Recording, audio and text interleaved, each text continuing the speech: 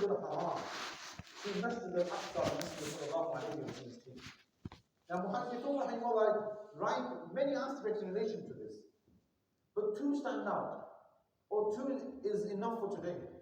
Number one is Allah Azza wa Jal wanted to tell the whole world that the Nubuwwah, prophethood, was with the Bani Israel. For many, many years, this has come to an end today. That Muhammad sallallahu alayhi wa sallam from the Arabs will lead all of the prophets in Salah. And that will happen in Masjid al-Aqsa. Number two, the closest place to the heavens, the ulama relate here, is from Masjid al-Aqsa. That the closest place to the heavens is from Masjid al-Aqsa. And think about this. There are so many virtues without a shadow of doubt of the two haramins.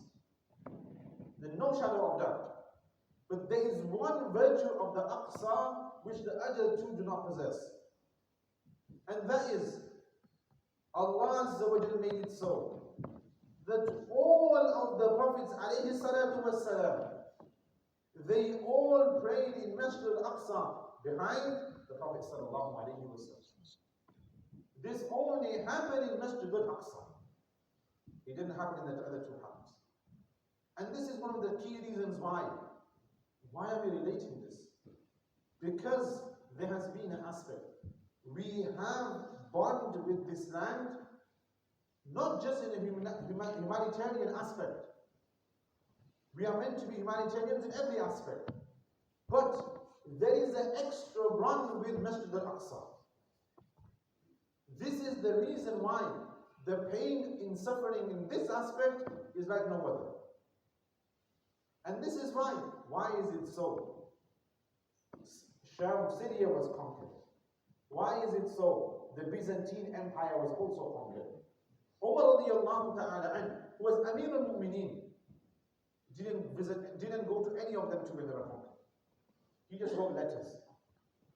But when he was told by Abu Ubaid ibn al-Jarrah radiallahu ta'ala that, oh Umar, Amir al-Mu'mineen, we are on the verge of conquering Masjid al-Aqsa, Palestine.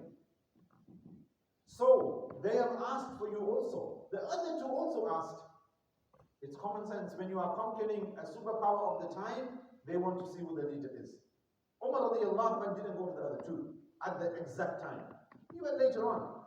But when he came to the Aqsa, Umar radiallahu ta'ala anhu, he himself with his servant, he went all the way from Medina to Munawwara, and he traveled all the way to Masjid al-Aqsa. And this is why, when we travel in these lands, you find that place where Umar radiallahu ta'ala, they saw Umar radiallahu anhu, and they said, Allahu Akbar. And you find the place where Umar radiallahu ta'ala anhu read his salah, and this became Masjid Umar al-Faruq. So the aspect of this is to understand there is a bond for Muslims within the Aqsa, not like other places. Because Allah Azza wa Jalla himself loves Masjid al-Aqsa. And this is why, think about it, in the Quran, there is a whole surah, Surah Al-Imran, one of the biggest surah, in relation to the household of Imran, who literally lived on these lands. And literally it relates regarding these lands. Even to the extent, Allah subhanahu wa ta'ala, we find in the Quran, Ya ayyuhan nabi, when Sulaiman alayhi salatu wassalam is talking to the ants. Again, where is these ants located? Again, Masjid al-Aqsa.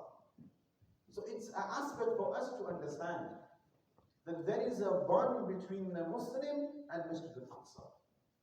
And hence, this is why the Messenger sallallahu alayhi wa sallam has told us that if a person travels to any place, he should travel to one of these three places.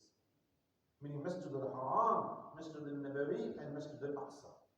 And we should, as Muslims who are able to, who have the privilege to be able to travel, we should travel to Masjid al-Aqsa also. When the situation gets better, obviously, but we should travel to that masjid also, where one salah is equivalent to one riwayah to 1,000, in another riwayah 500. Think about it. How great is that masjid? Where the Quran literally relates so many aspects within these lands. And this is why it is from us, number one, is that when we are able to, we travel to Masjid al-Aqsa. Number two, as I said right at the beginning, my speech was meant to be literally something else. But it's something that came into my mind because sometimes it comes in that all of this running around, we are protesting, we are doing BDS, what of these things we are doing? There's an understanding here that we should understand. How great is Masjid al-Aqsa?